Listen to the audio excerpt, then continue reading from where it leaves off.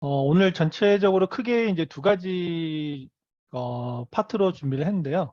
첫 번째는 오늘 미국 의대 입학을 위해서 필수적으로 준비해야 될 사항에 대해서 저희 미국 의대 전문 컨설턴트 분께서 준비를 소개를 해 주실 예정이고요. 그리고 저희 설명에 신청해 주셨던 분들 중에 사전에 그 질문을 좀 주셨던 분들이 계십니다. 그래서 그 사전에 질문 주셨던 분들의 질문 중에서 오늘 주제와 좀 부합되는 질문을 좀 중심으로 해가지고 질문에 대해서 저희가 공유를 드리고 거기에 대해서 답변을 할 수 있는 시간을 가질 수 있도록 하겠습니다. 간단하게 오늘 제 소개를 드리면은 저는 현재 지금 국제대 컨설팅 플랫폼을 지금 운영을 하고 있고요. 지금 인하대학교에서 겸임교수로 지금 활동을 하고 있습니다. 그리고 오랫동안 지금 국제의대 관련된 일들을 좀 해오고 있었고요. 최근에 이제 저희 미국 의대 관련해서 굉장히 많은 문의들이 재작년부터 이제 꾸준하게 이제 들어오던 와중에 이제 저희 미국 의대 전문으로 하시는 컨설턴트 분이 이제 저희와 함께 이제 합류를 하셔가지고 함께 이제 오늘 세션들을 한번 좀 본격적으로 한번 준비를 해 보았고요. 다음으로는 저희 신리님 혹시 마이크 오픈 가능하시면 본인 소개 간단하게 부탁드리겠습니다. 네. 네네, 안녕하세요. 저는 예전에 국제의대로 한국에 알려졌었던 그 세인트조지 의과대학의 본교 직원이었고요. 그 후로는 지금 현재는 미국 영주권 그 취득 프로그램인 그 미국 투자이민을 그 운영을 하고 있는 라이스톤이라는 미국 회사의 소속 직원으로 함께 일하면서 세인트조지 이후에 또 다른 트리니티 의과대학이라는 그 입학 프로세싱을 현재 또 담당을 같이 하고 있습니다. 반갑습니다. 네. 자, 그 다음에 저희가 이제 항상 그 국제의대 문의가 들어오면 저희가 이거를 이제 함께 해결해 주시는 분이 이제 계시는데요. 저희 정구희 메디 컨설팅 원장님 간단하게 자기소개 부탁드립니다. 마이크 오픈해 주시고 진행해 주시면 될 것 같아요. 네. 네, 안녕하세요. 저는 메디 컨설팅의 전구희 원장입니다. 반갑습니다. 저희 메디 컨설팅 간단하게 소개해 드리면은요. 저희는 미국 의대, 그다음에 국제의대, 입학 컨설팅을 지도하고 있는 곳이고요. 또한 미국 대학과 대학원의 입학 컨설팅 함께 지도하고 있습니다. 입학을 위한 교육 및 진학 컨설팅 총괄적으로 하고 있는 컨설팅 회사라고 보시면 되고요. 입학에 필요한 교육으로는 그 고등학생들을 위한 SAT, AP, IB 수업을 통해서 프리메디 과정에 입학할 수 있게끔 저희가 안내해드리고 있고, 그다음 현재 프리메디에 재학 중이거나 학부를 졸업한 학생들에게는 MCAT, TCAT 이런 것들을 해서 의대 대학원에 입학할 수 있게끔 입학을 지도하고 있는 곳이다라고 보시면 됩니다. 다음 페이지 잠깐 보여주세요. 마지막으로 이제 제가 메디 컨설팅에서 제공하는 프로그램에 대해서 간략하게 소개를 좀 드리도록 할게요.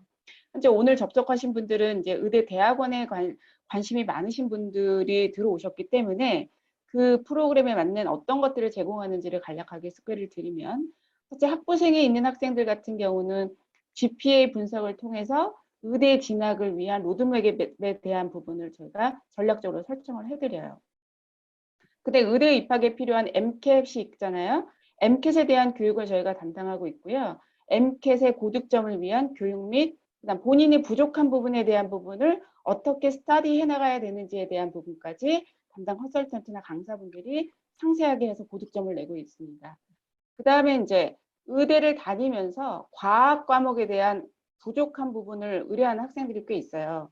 그래서 과학 수업에 대한 부분과 그다음에 고등학생들 중에 과학에 대한 부분을 선행하기를 원하는 학생들을 위한 수업 하고 있고요. 그다음에 의대 진학을 위해서 필요로 하는 의료 봉사 및 병원 쉐도잉, 엑스트라 커리큘러에 대한 부분을 학생들이 어떻게 가이드해야 되는지들을 잘 모르고 있습니다. 그런 부분에 대한 것을 개인별에 맞게끔 저희가 안내 드리고 있고, 그다음에 의대 대학원을 진학하기 위해서 필요로 하는 추천서, 그다음에 자기의 퍼스널 스테이트먼트 같은 경우 또는 이제 인터뷰까지 이런 부분을 다 해서 성공적으로 의대 입학을 할 수 있게끔 안내를 해드리는 것이 제 메디 컨설팅이 해드리는 일이다라고 보시고요. 오늘 설명 잘 들으시고 궁금하신 부분이나 추가적인 상담을 원하시는 분들은 또 아래 번호로 연락을 주시면 감사하겠습니다. 네, 감사합니다. 자, 다음으로 저희 새롭게 저희 미국 의대 전문으로 컨설팅을 하고 또 교육도 해주고 계시는 저희 박재석 컨설턴트님 한번 마이크 오픈하시고 소개 좀 부탁드리겠습니다. 네. 예, 안녕하세요. 이름 박재석이고요. 지난 한 30년 정도 미국 의대 치대학 때 특히 미국 의대 관련돼서 뭐 컨설팅을 진행해 왔었고, 또 과연 또 이제 MCAT 수업이라든가 그다음 MCAT의 전반적인 내용 뭐 이런 것들을 계속 꾸준하게 진행을 해 왔고, 그다음에 또 미국 의대 대학 진학하는 데 있어서의 뭐 원서 애플리케이션의 뭐 에세이라든가 아니면 또 미국 일반 대학교에 진행하는 뭐 에세이라든가 그런 전반적인 컨설팅을 뭐 여태까지 진행했습니다. 감사합니다. 네.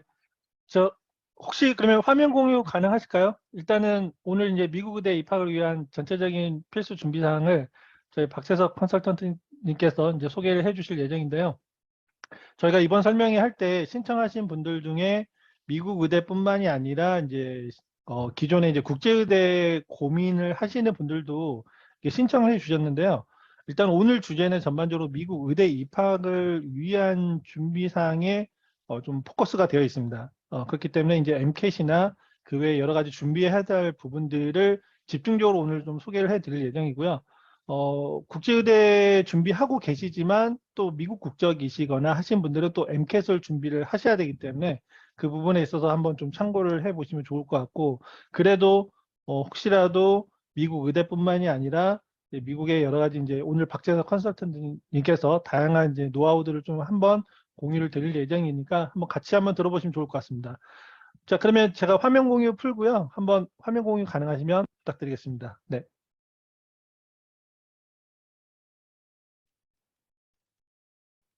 네, 컨설턴트님 혹시 화면 공유 가능하실까요? 네. 혹시 전, 보이시나요? 네, 전체 화면 슬라이드로 한번 보여주시면 좋을 것 같습니다. 네. 네. 네, 좋습니다. 네. 지금 의대 관련돼서 말씀드리면, 첫 번째로 말씀드릴 거는 메디컬 스쿨 랭킹에 대해서 좀 말씀을 드릴 거고요. 그다음에 이제 뭐 의사가 되려면 어느 정도 걸리는지 다들 궁금해하시니까 약간 한국적 의사가 되는 걸리는 것과 또 미국적 의사가 되는 걸리는 시간 약간 이렇게 비교해서 좀 말씀드리고, 그다음에 대부분 미국 의대에 들어간 학생들이 대학교에서 어떤 전공을 했는지 관련된 자료를 좀 보여드리고, 그다음에 또 이제 예를 들어서 뭐 그럼 어떤 과목들을 해야 되고 뭐 어떤 거를 준비해야 되고 이런 걸 좀 말씀을 드리면서, 그다음에 또 중요한 거는 extra curricular activity하고 summer activity가 되게 중요하잖아요.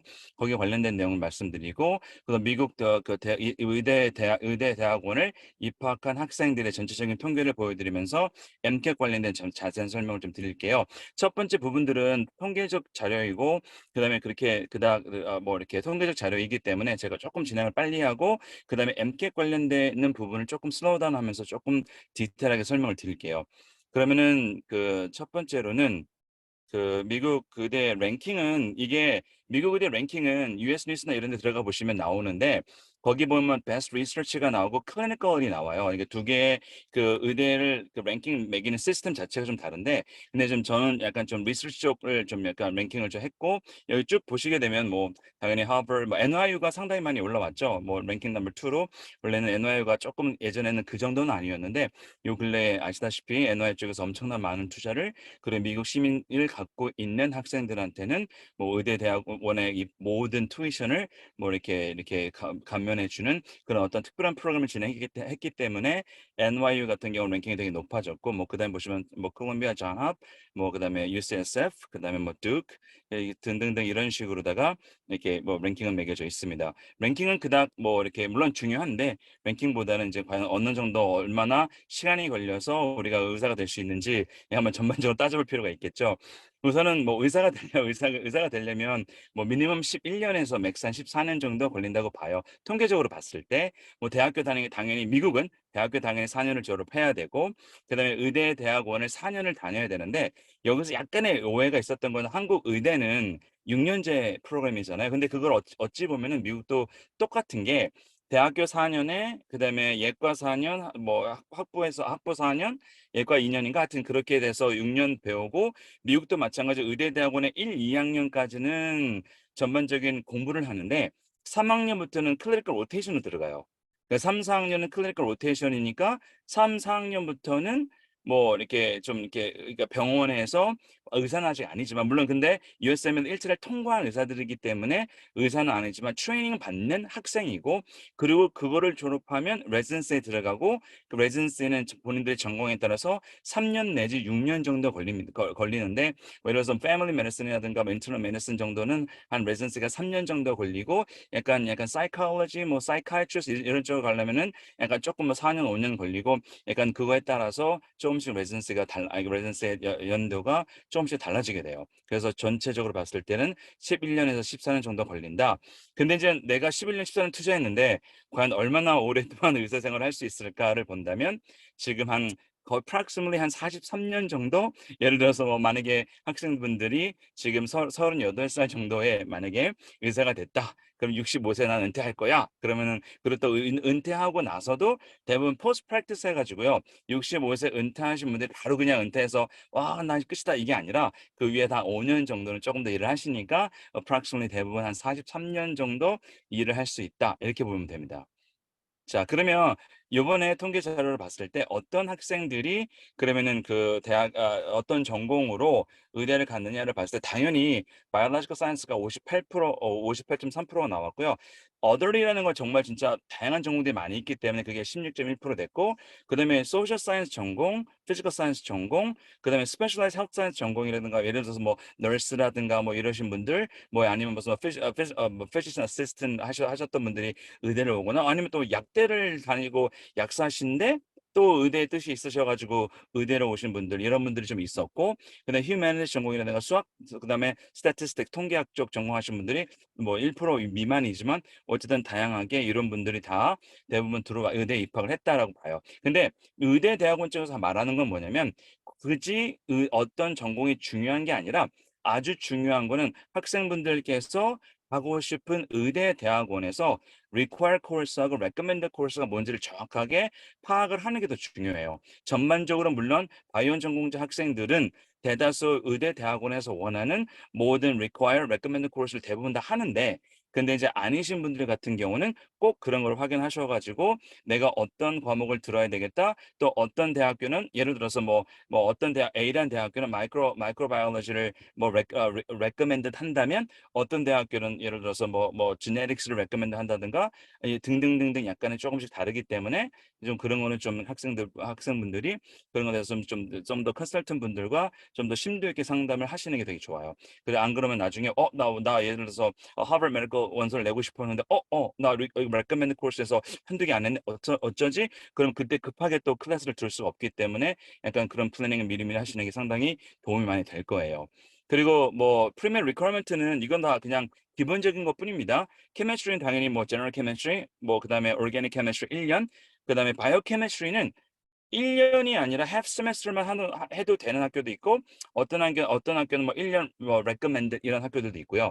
근데 바이오는 당연히 뭐 gen biology 뭐 이런 뭐 zoology 이런 거 포함해서 그다음에 genetic cell biology 그다음에 other bio course는 아까 말씀드린 human anatomy, physiology 뭐 immunology 뭐 어떤 분들은 뭐 cancer class, histology 등등등등 이런 과목들을 말하는 거고요.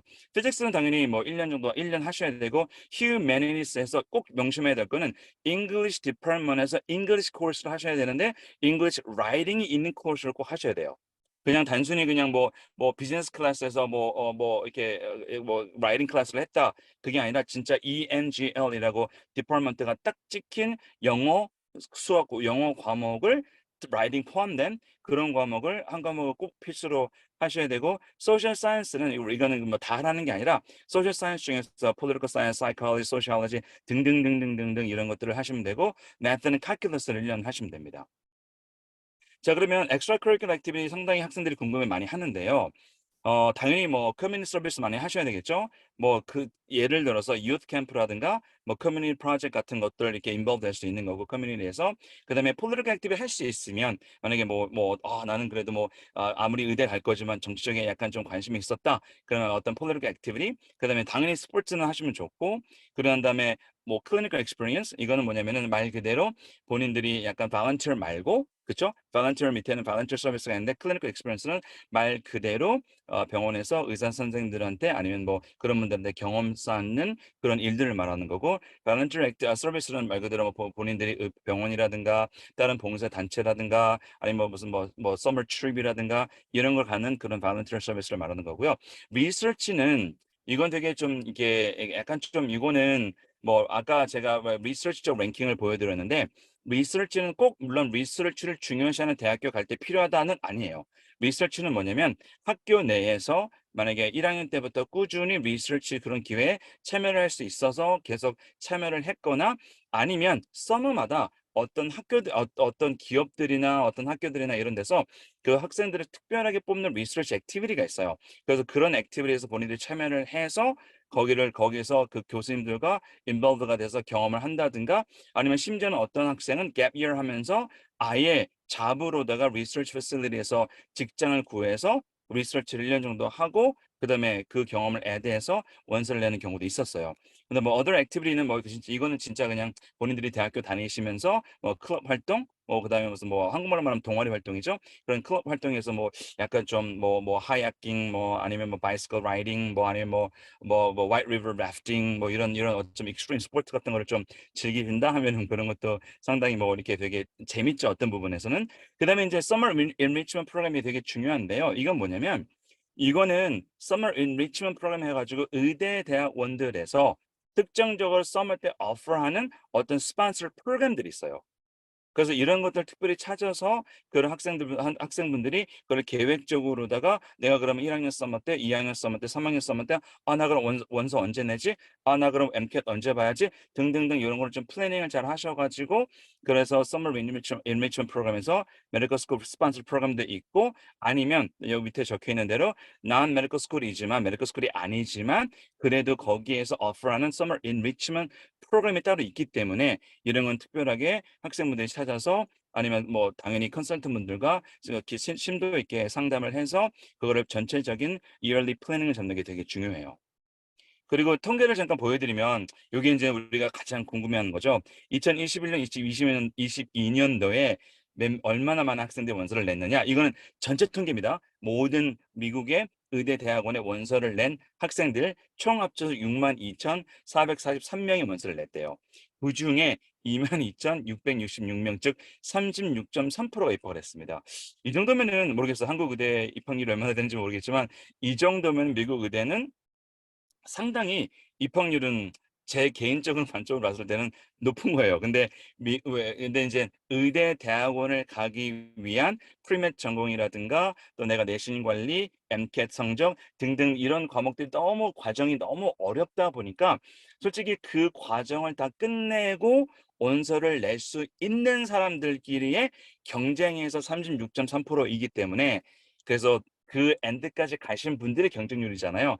그렇기 때문에 물론 경쟁률이 모르겠어요. 뭐 다른 데보다 조금 더 낮다 높다라고 말씀드리긴 좀 그렇지만 그래도 36.3%면은 그래도 희망이 있지 않나. 죄송합니다. 희망이 있지 않나 생각이 듭니다. 자, 그리고 또 통계를 보여드리면 이게 더 중요하죠. 만약에 내가 이제 시민권이나 영주권이 없어요. 그렇죠? 그러면 이제 뭐가 있냐면 시민권이나 영주권이 없는 사람들이 2021년도, 2020년도, 2021년도는 1,370명이 원서를 냈고요.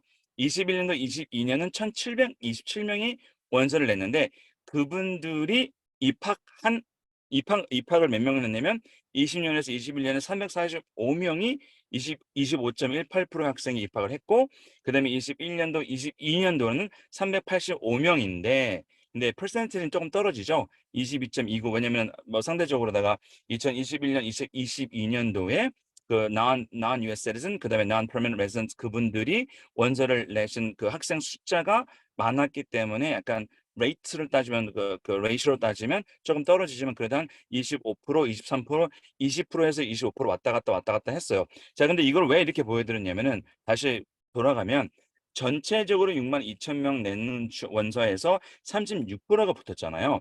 근데 인터내셔널 학생들 물론 10%면은 클 수 있지만 그래도 인터내셔널 아이들만 봤을 때 학생들만 봤을 때 25%, 22%, 20% 넘네. 그렇게 되면은 모르겠어요. 그러니까 우리가 봐야 되는 퍼센티지는 여기겠죠. 아무래도 만약에 내가 현재 지금 영주권이나 시민권이 없다면, 근데 만약에 현재 영주권이나 시민권이 있다 하면 약간 좀 퍼센티지 자체가 좀 10 몇 프로가 훅 넘어가죠. 그래서 아무래도 조금 이런 것 때문에 영주권 없고 시민권 없는 사람이 약간 좀 불리하지 않습니까?라고 말씀을 하신다면, 그렇죠. 약간은 불리했던 거는 아무래도 입학률 자체가 조금 비영주권자, 비시민권자 분들이 좀 낮을 수밖에 없었으니까. 근데 당연히 시민권을 갖고 있거나 영주권을 갖고 계신 분들은 좀 높다 보니까 제가 좀 그렇게 볼 수 있는 거고요. 근데 이제 여기서 이거는요, 잘 조심해서 보셔야 되는 게 그 학생들의 MCAT 스코어인데요. 중요한 건 원서를 내신 학생들의 MCAT 민 성적이에요. 505.9예요. 그리고 또 원서를 낸 학생들의 민 GPA가 3.59예요. 제가 이거를 찝어서 말씀드린 이유가 다음 슬라이드에 입학한 학생들의 민 MCAT 스코어에 나오고 입학한 학생들의 민 GPA가 나와요. 그래서 그거를 약간 비교해 드리고자 원서 낸 학생들의 민 MCAT 스코어는 이렇게 됐고 505.9고, 그다음에 원서를 낸 학생들의 민 GPA는 3.59다. 이렇게 말씀드릴 수 있고요. 자, 그러면 그냥 이거는 뭐 이렇게 전체 미국에 171개 정도의 의대대학원이 있는데요. 그중에 현재 AAMC 통계에 보면 현재 그 인터내셔널 학생을 받아주는 미국 의대가 50개 정도 있고, 이거는 뭐 다 딱 보시면 여기는 뭐 그동안 다 아셨던 대학들이지만 어쨌든 버스턴, 뭐 케이스 웨스턴, 콜ум비아, 듀크, 에머리, 조지타운, 하버드, 당연히 이런 데는 인터내셔널 학생들을 받아주고 있기 때문에 옛날에 뭐 이런 소리 많았잖아요.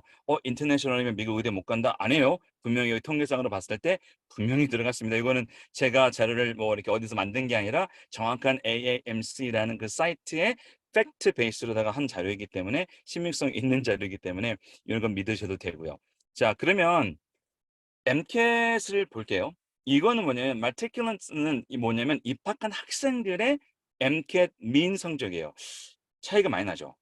511.9점. 그리고 GPA를 보시면 민 GPA가 3.74. 잠깐 올라갈게요. 다시 두 개 슬라이드 올라가면 여기서 아까 말씀드린 대로 여기서 MCAT 스코어는 505.9. 원서를 낸 사람들이에요. 평균 민이에요.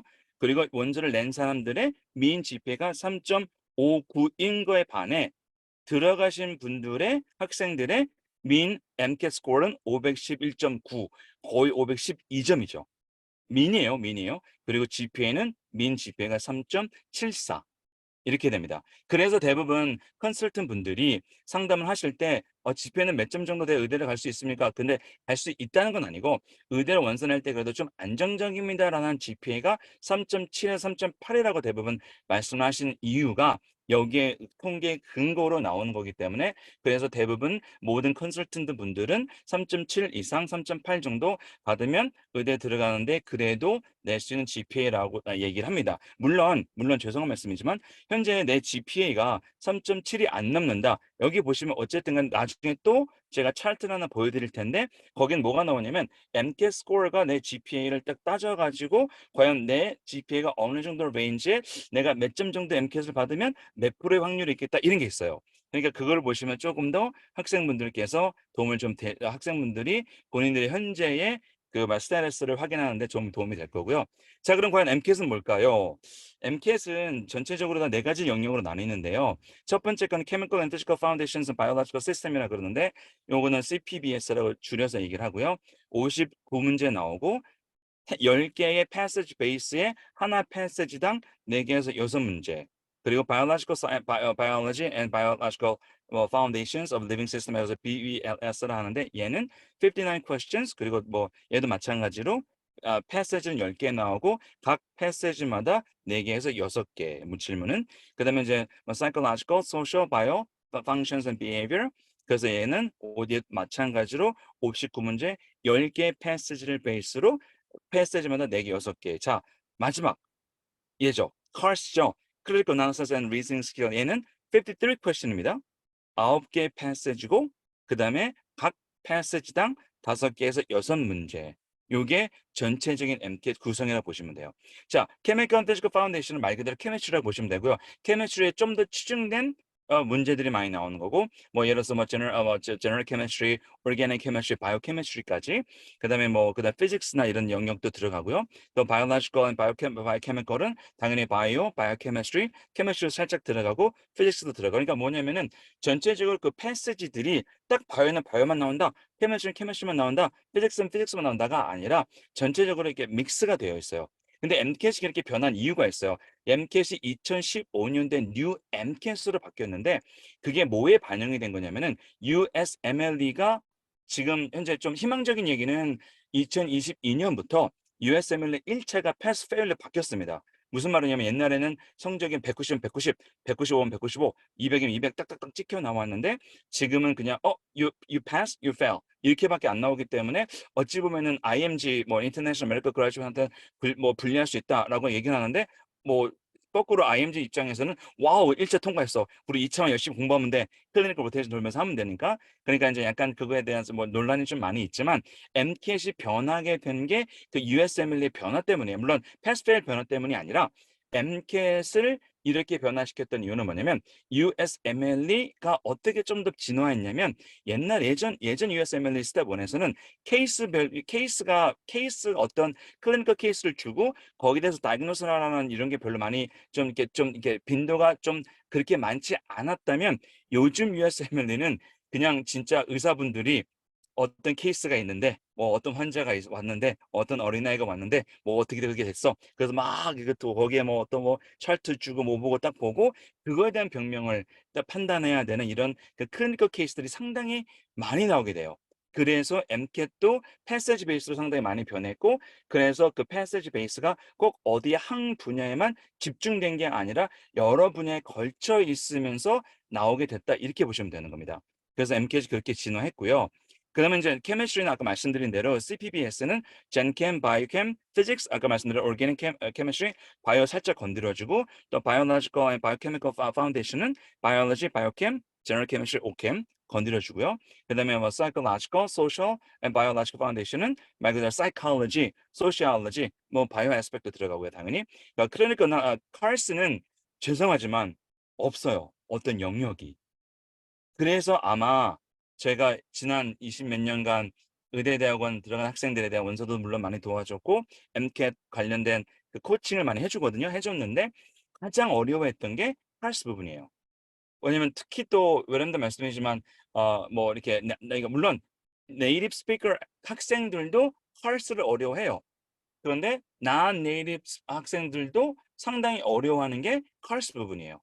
그렇기 때문에 어쨌든 그 부분에서 되게 어려워하기 때문에 좀 얘가 카르스는 또 특히 공부할 수 있는 방법이 있느냐 봤을 때 공부할 수 있는 방법 자체가 그냥 어떤 특정적인 패시지가 있는 게 아니라 특성적인 패시지가 없기 때문에 또 어떤 사이언스만 나오느냐 그것도 아니고 리터처도 나오고 휴머니티도 나오고 소셜도 나오고 폴리틱스 나오고 여러 분야에 상당히 많이 걸쳐 있어요. 그렇기 때문에 카르스 부분이 조금 맨켓에서 조금 진짜 좀 까다롭다 이렇게 제가 판단하고 있는 거고요. 전체적인 exam 보는 날 이렇게 시간이 총 6시간 15분 걸리는데요. 이거는 풀로 다 맥스를 모든 했을 때 뭐 테스트 뭐 서티피케이션 4분, 뭐 튜토리얼 10분 이건 옵셔널이고요.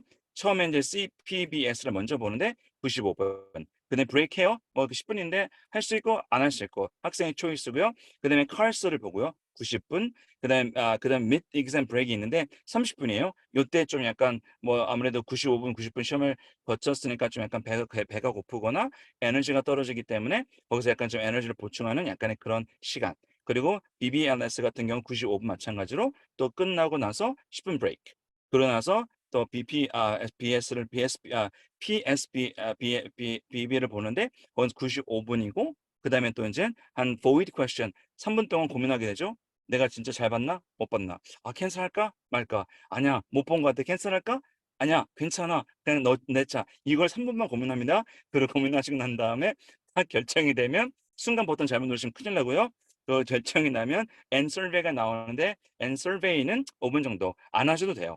뭐 하면 좋고. 그래서 전체적으로 6시간 15분 걸리는 게 MCAT 시험입니다. 자, 그러면 이제 뭐 MCAT score and percentile을 보여드리면 509점부터 기준했습니다. 그게 75, 510, 78, 511, 81, 512, 84, 513, 86, 514, 88, 515, 90, 516, 92, 517, 94 등등등등등 올라가가지고 올라가는데 그래서 저희가 지금 우선 어쨌든 간에 대부분 학생분들한테 보여드리는 게 75%까지 보여드렸던 이유는 뭐냐, 거기서부터 보여드리는 이유는 뭐냐면 아까 그래도 원서를 냈던 학생들의 mean MCAT 스코어가 509.7인가 그랬죠? 뭔가 그랬죠? 그랬기 때문에 509, 애가 509점이 그러면 어디서부터 출발하는 거냐? 그럼 70, 75 percentile에서 시작된다. 그렇게 보시면 되는 겁니다. 그러면 내가 시험을 봤을 때 전체적으로 아, 나는 전체 시험에서 75% 이상이 맞아야 그래도 이 정도 mean MCAT 스코어가 나올 수 있다. 이렇게 볼 수 있는 거예요. 자, 그러면 이 차트 조금 물론 너무 좀 이렇게 데이터가 많아서 좀 잘 안 보이는데요. 이게 이제 요 차트가 되게 중요한 건데 여기 보시면 GPA 3.8에서 4.0, 그다음에 GPA 3.6에서 3.79, 3.40에서 3.59 등등등등 떨어지면서 이쪽으로 가시면 이쪽은 MCAT 스코어가 나오는 그쪽 부분이에요. 그랬을 때 과연 내 타겟 MCAT 스코어는 몇 점이다? 뭐 510에서 513점이다. 그러면 이 여기에 나와 있는 이 73.2는 그 원서를 낸 학생들 중에 73.2%가 합격을 했다라는 거예요. 그러니까 이제 여기서 나의 정확한 확률을 볼 수 있는 거예요. 과연 내 GPA가 현재 지금 키움 GPA, overall GPA가 내가 지금 3.8 넘었다. 그러고 내가 MCAT 한 512점까지 받았다. 그러면 나는 73.2%의 확률이 있는 거예요. 통계적으로 봤을 때. 물론 거기에서 물론 모든 팩tor이 GPA와 MCAT은 아니에요.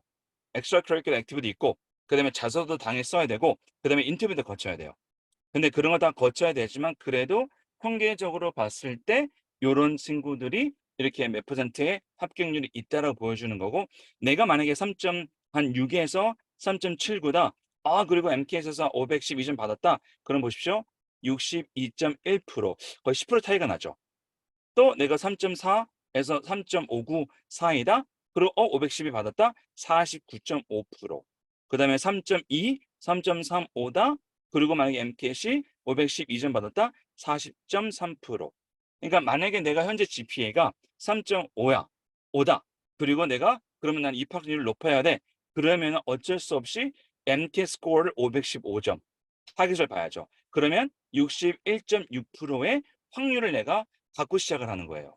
물론 이거는 그냥 확률이기 때문에 100% 그게 다 맞는다는 건 아니지만 그래도 이 확률 게임에서 제가 내가 현재 어느 정도 스테이터스에 있는 거다를 확인할 수 있는 내용 중에 하나라고 보시면 되는 거예요. 그래서 이 자료가 되게 저희도 컨설턴트들도 상담할 때 상당히 많이 쓰는 자료고 그래서 3.7 이상 3.8을 받아야 돼라고 했던 이유가 여기서 통계를 봤을 때 3.8에서 4.0을 끊었고 3.6에서 3.79를 끊었단 말이에요.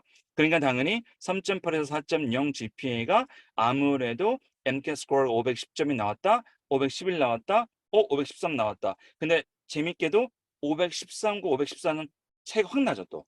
513점까지 받은 친구는 73.2%의 확률을 보이지만 514점 딱 1점 더 받은 친구는 80%의 확률을 보인단 말이에요. 그럼 이 친구 같은 경우는 그래도 뭐 내가 만약에 원서를 뭐 15군데 냈어. 그중에서 80%는 되겠지. 그건 아니고요. 그럼 너무 좋겠지만 그래도 내가 낸 무대에 그래도 나는 좀 경쟁력이 있는 학생이야라고 우리가 이렇게 판단할 수 있습니다. 그래서 전체적으로 이런 통계를 보여드린 겁니다. 요 파트는 어떻게 진행을 할까요? 제가 뭐 질문을 학생들이 받은 걸 할까요? 아니면 그냥 그 질문을 읽고 대답을 할까요?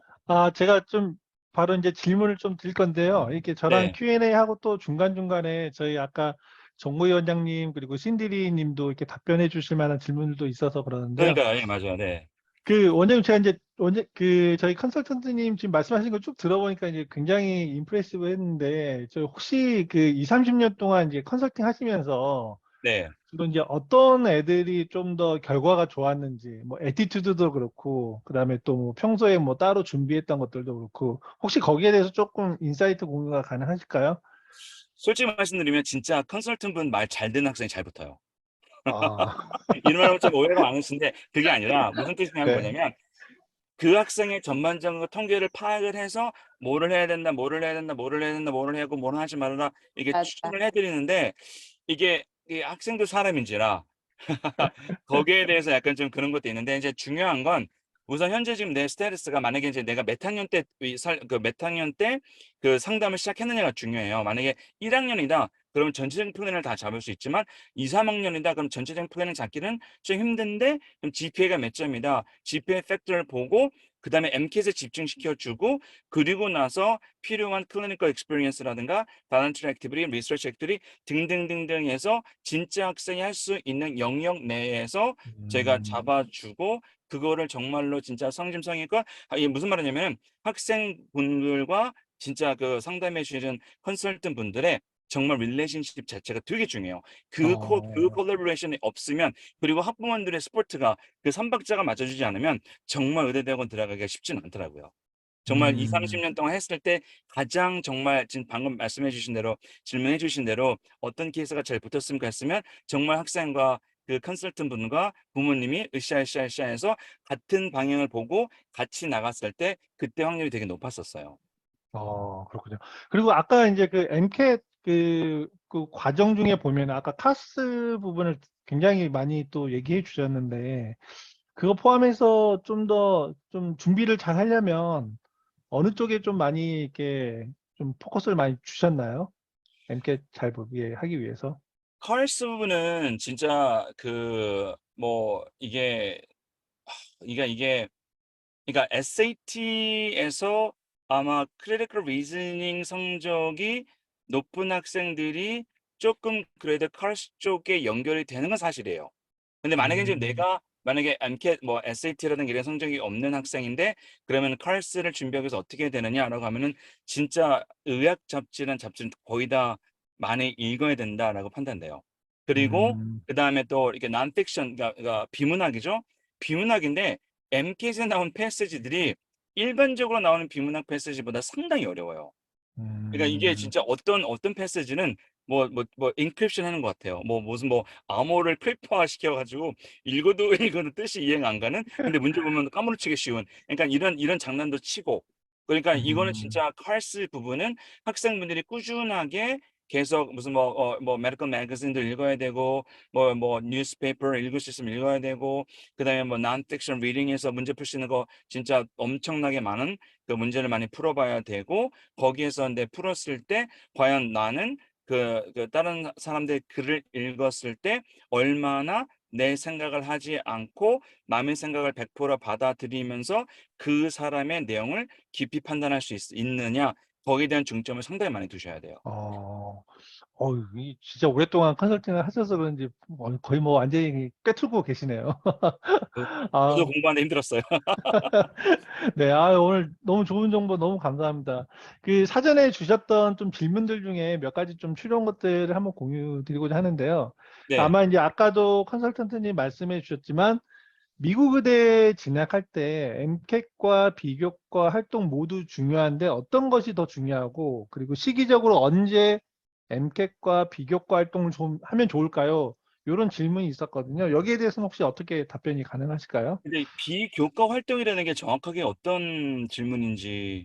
그 아, 아마 이제 학생분들이 엑스트라 올린 거라서. 커리큘러, 그러니까 의료 봉사나 쉐도잉 이거를 이제 한국말로 토탈해서 이제 비교과. 감사합니다. 죄송해요. 제가 이게 조금 어려운 한자적인 들어가는 말이 네. 헷갈려서. 근데 비교과 그러면 이제 MCAT하고 비교과를 소용 딱 한 가지예요. MCAT 성적 높으면 비교과 없으면 안 되는 건 비교과 없으면 안 돼요. 있어야 되는데 MCAT 성적 높으면 비교과 한두 개 없다고 해서 떨어지는 건 아닌데 꼭 있어야 될 거는 clinical experience, doctor observation, 꼭 doctor shadowing은 꼭 있어야 돼요. 근데 MCAT 성적이 당연히 상위를 차지하죠. GPA가 낮아도 아까 잠깐 보셨잖아요. GPA가 낮아도 MCAT 성적 확 높으면 퍼센티지가 훅 올라가죠. 그렇기 때문에 그 차트만 보셔도 MCAT의 중요도는 정말 이유로 말할 수 없고 만약에 말씀하신 비교과 extracurricular activity 얼마나 중요하느냐 했을 때 그건 당연히 그 doctor shadowing 그런 observation 등등등등등 그런 쪽에서 상당히 많은 시간을 적어도 300시간, 400시간, 500시간 있으면 할 수 있으면 500시간, 더 할 수 있으면 더 할 수 있으면 더 그런 식으로다가 그쪽에 상당히 많은 아워를 받는 게 되게 중요해요. 네, 그러면 선생님 우선은 대학교 생활에서 GPA 관리 잘 하고 그 다음에 MCAT 스코어 잘 받아놓고 그 이후로 이제 엑스트라 커리큘러에 대한 부분을 준비해도 괜찮은 거죠, 시기적으로. 근데 본인이 근데 아까 만약에 본인이 원서를 언제 낼 거에 따라 다른데요. 만약에 그걸 해놓고 갭이어를 한다면 그 갭이어 할 때 그런 네, 활동을 많이 하면 돼요. 네, 그래서 대부분 의대대학원 가는 학생들이 네, 1년 정도 갭이어를 하는 경우가 상당히 많이 있어요. 네, 네. 음, 왜냐면 솔직히 동아리 활동도 해야 되고 클럽 스포츠 클럽에서 리더도 해야 되고 무슨 어디 가가지고 뭐도 해야 되고 하는데 내신 잘 받아야지 MK 잘 봐야지 거의 불가능하더라고요. 그래서 대부분 학생들이 학교 다닐 때는 당연히 GPA는 아까 말씀드린 대로 상당히 높은 점수가 중요하고 그다음에 MK에서 집중해 주셨다가 이제는 좀 이렇게 길게 됐어. 그럼 이제 엑스트라 커리큘러 액티비티 뭐 해야지? 그때 아까 말씀드린 대로 서머 엔리치먼트 프로그램이라든가 어느 스페셜 프로그램이라든가 이런 걸 찾아다니면서 그런 걸 1년 정도 하고 그거를 애대해서 4학년 복학하고 그러면서 원서 내고 그게 제일 네, 아마 좋죠. 최고네요. 네. 네, 오케이, 좋습니다. 이거 귀에 쏙쏙 들어옵니다. 네. 다음으로는 이제 MCAT은 한국에서도 응시할 수 있나요? 그리고 지금 이제 메디 컨설팅에서도 이제 MCAT 수업 진행해 주고 계시다라고 하는데 어떻게 진행되고 있는지 혹시 소개 가능할지 그것도 뭐 두 분께서 같이 얘기해 주셔도 될 것 같고요. 네. 우선 MCAT 진행 사항을 말씀드리면 MCAT은 한국에서는 우선 지금 프로매트릭 센터가 우리나라도 지금 약간 USMLE도 보게끔 익스팬드가 되고 있는데요. MCAT까지는 아직은 아닌 걸로 알고 있어요. 그래서 MCAT은 아무래도 미국 본토를 가든가 제가 예전에 확인했을 때는 코로나 이전이었지만 일본이나 이런 데서도 MCAT 시험을 볼 수 있었는데 지금 코로나 때문에 여기저기 다 막혀버리니까 아마 MCAT 시험은 미국 본토에서 보거나 아니면 한국 프로매트릭 센터에서 과연 그거를 허락을 해 줬느냐 안 해 줬느냐를 또 좀 저희가 좀 약간 좀 알아봐야 돼요. 네. 그리고 원장님 그 MCAT 수업은 어떻게 좀 네. 진행해 주시나요? 그 선생님께서 이제 말씀하시기 전에 제가 조금 더 설명드리면 우선 MCAT 수업을 메디 컨설팅에서 받고자 하는 학생들은요. 저희가 먼저 레벨 그 본인의 수준을 파악할 수 있는 테스트를 거치게 될 거예요. 테스트를 보고 음, 난 이후에 이 학생이 틀린 부분에 대한 부분을 저희 선생님께서 다 분석을 해주신 다음에 그거를 가지고 선생님과 이제 상담을 하고 그다음에 저희가 트라이얼 레슨을 한번 할 수 있게끔 해드릴 겁니다. 그래서 트라이얼 이제 레슨이요? 선생님과 이제 학생이 얼마나 이제 잘 이 합이 좋아서 시너지를 낼 수 있어야 되잖아요. 그리고 이제 네네. 선생님의 수업에 대한 부분이 또 어떤지도 모르는 학생들도 있고 해서 어쨌든 저희는 당연히 베테랑 선생님이신데 어쨌든 한 번에 수업을 할 수 있는 거를 저희가 제공을 해드리고 있고 그 부분을 하기 위해서는 저희가 앞에서 그렇게 명확하게 아날리시스를 해가지고 공부할 수 음, 있게끔 할 수 있는 거를 가이드를 먼저 드리게 될 겁니다. 그리고 네. 현재는 수업을 일단 음. 해외에 있는 학생들이 대부분이라 줌 수업하고 있어요. 아, 그리고 그렇군요. 오프라인 네. 수업도 가능을 합니다, 서울에서. 그래서 이제 네네. 그거는 상황에 따라서 하고 네네. 수업은 전체적으로 다 1대1 수업을 하고 있고요. 1대1 음, 본인에게 맞는 커리큘럼과 교재로 저희 선생님이 갖고 계신 선생님만의 자체 교재가 있으시고요. 기출 문제 상당히 많이 보유하고 계시거든요. 근데 이 음. 학생에게 맞는 커리와 저 학생에 맞는 커리 점수대가 다 다르기 때문에 그거에 맞는 걸로 학생에게 맞춤형 수업으로 MCAT 수업은 전체 다 1대1 수업으로 진행하고 있습니다. 네, 알겠습니다. 그리고 다음 요 질문은 아까 이제 저도 모르게 아까 이제 교육 듣다 강의 듣다 보니까 질문을 해버렸던 것 같은데 혹시 그 제일 어려운 카스 부분은 어떻게 공부해야 할까요? 라는 부분에 대해서 한 번 더 소개해 주신다면 어떻게 가능할까요? 그 카라스 부분은 그 언어적인 본인의 기본 언어 영역이 얼마나 튼튼한 걸 봐야 돼요. 음, 왜냐면 되게 카라스 패스지 중에 되게 정말 저자가 일부러 그렇게 쓴 건 아닌데요. 저자가 어려운 말을 쓰려다 보니까 본인도 라이팅 스타일 자체가 어려워졌단 말이에요.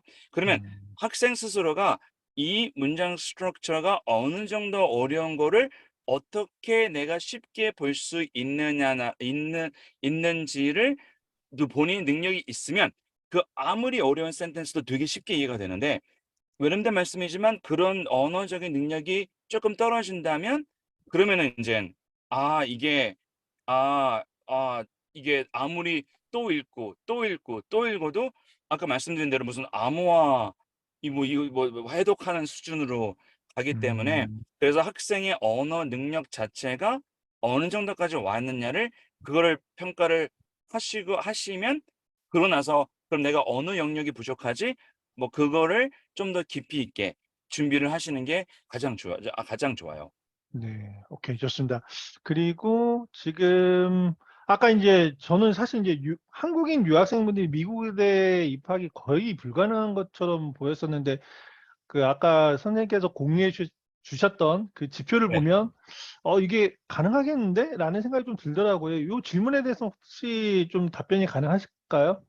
아이 뭐 통계가 말해 주는 거예요. 그러니까 뭐 이렇게 다른 사람들이나 다른 소문 이런 들으실 필요 없이 AAMC 공통적인 통계 자료에서 non-US citizen, non-permanent resident가 입학된 그 학생들의 숫자가 나와 있기 때문에 당연히 미국 의대 가는 데는 음. 아무런 네 뭐 적이 없죠. 그런데 오해가 있었던 건 아마 레지던시에 빠질 때 영주권이 있느냐 없느냐 거기서 문제가 음. 됐었어요. 그 그래서 네 이게 왜냐면 레지던시는 일을 하는 거잖아요, 내가 돈을 받고.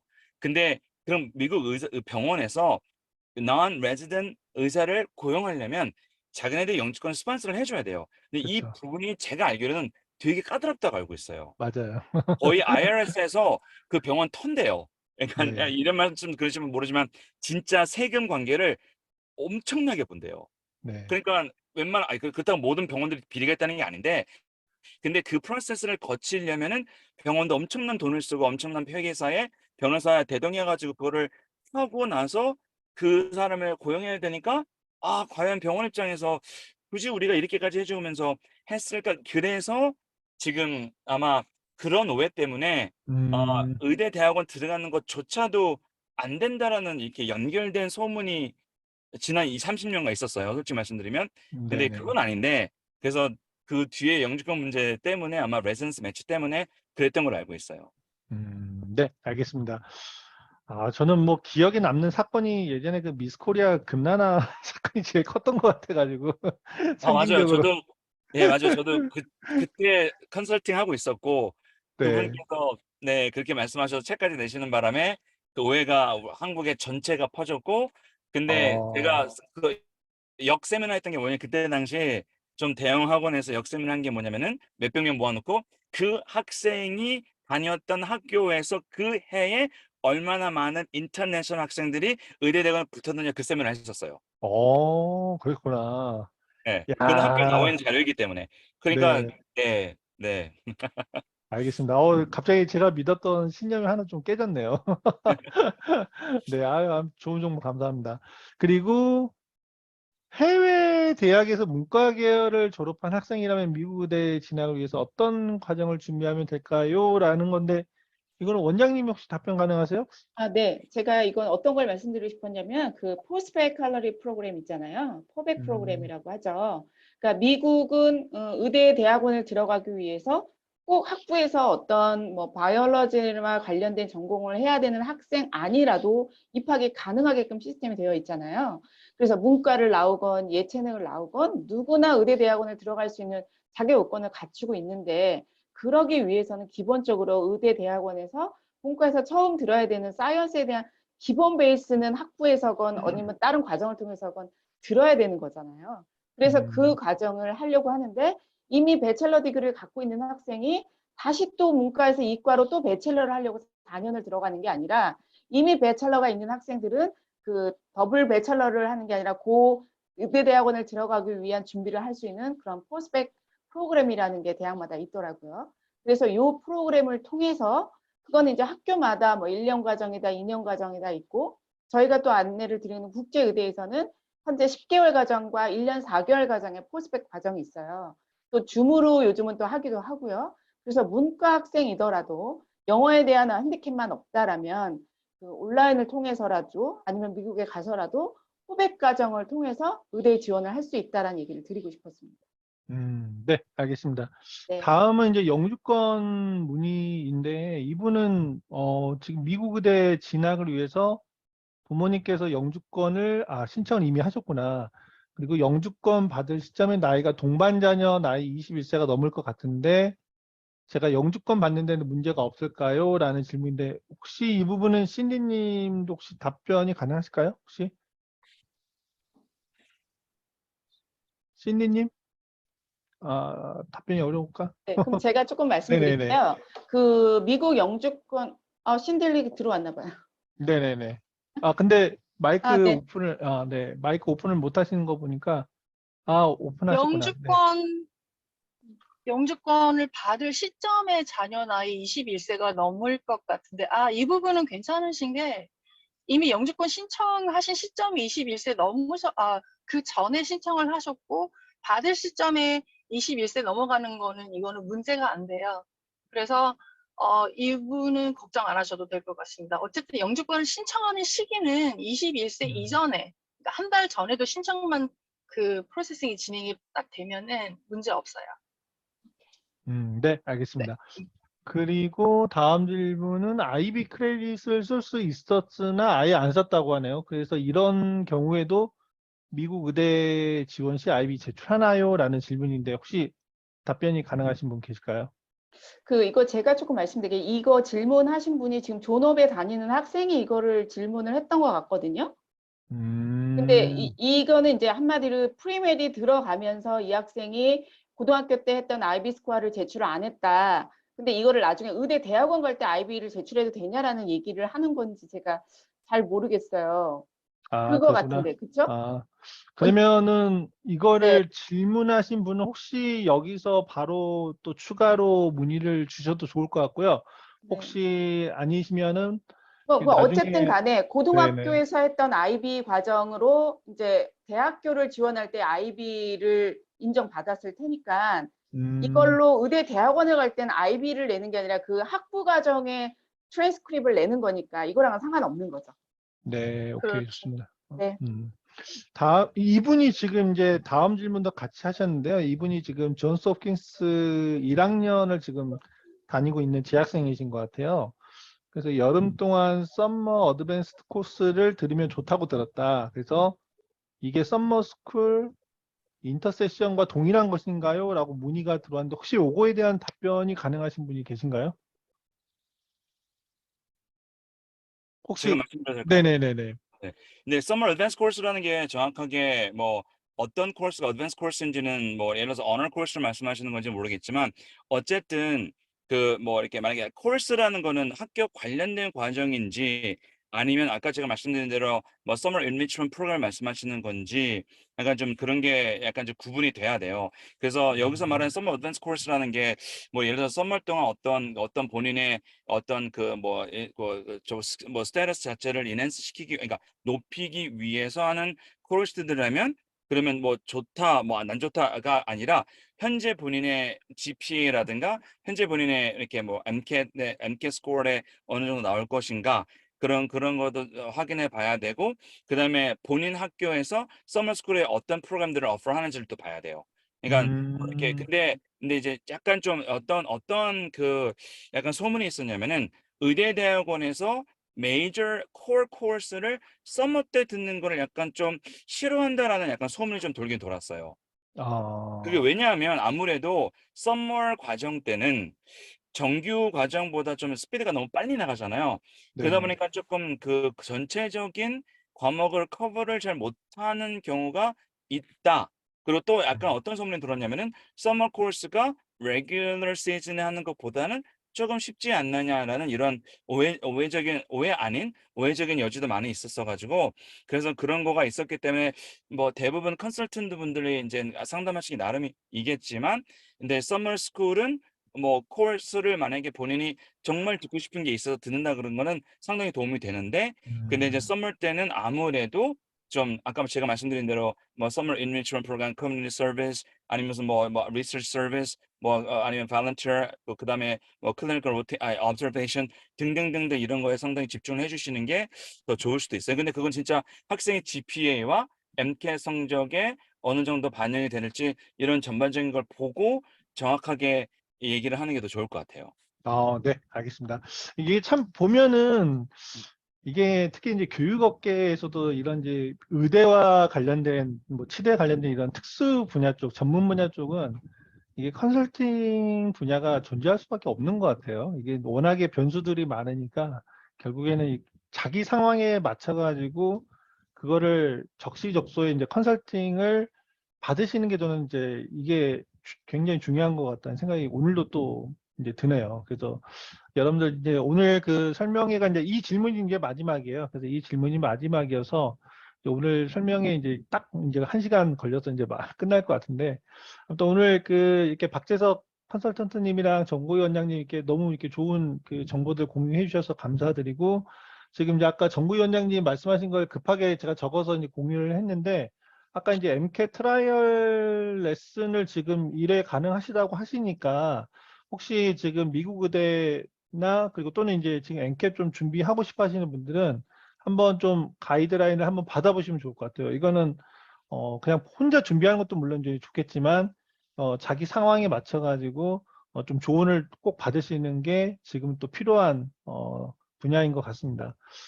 자, 아무튼 오늘 그 설명회는 여기까지 마무리하고요. 저희가 이제 사실 이렇게 이제 미국 의대 관련해서 문의가 이제 좀 되게 많이 오다 보니까 한번 이 주제를 가지고 해야 되겠다라고 해서 이제 오늘 했는데 생각보다 많은 분들이 이렇게 또 참석 신청해 주셔서 좋은 또 시간을 만들 수 있었던 것 같고요. 특히 저희 박재석 저희 컨설턴트님 합류하시면서 저희가 더 많은 또 그 정보를 또 전달해 드릴 수 있는 것 같고, 또 그만큼 또 저희 정구위 원장님이 또 컨설팅 해주시는 분야가 넓어지시는 것 같습니다. 자, 아무튼 너무너무 오늘 수고 많으셨고요. 그 오늘 또 여러분들 좀, 이거는 내가 좀 더 알고 싶은데, 이런 부분에 대해서는 한번 여러분들 그 지금 하단에 저희 정구위 원장님 한번 그 연락을 하셔가지고, 이후 과정을 한번 편하게 상담 받으시면 좋을 것 같습니다. 자, 오늘 수고 많으셨고요. 저희가 또 좋은 기회로 또 뵐 수 있기를 바라겠습니다. 네, 수고 많으셨습니다. 네, 네, 감사합니다. 감사합니다. 감사합니다. 수고하셨습니다. 네, 감사합니다.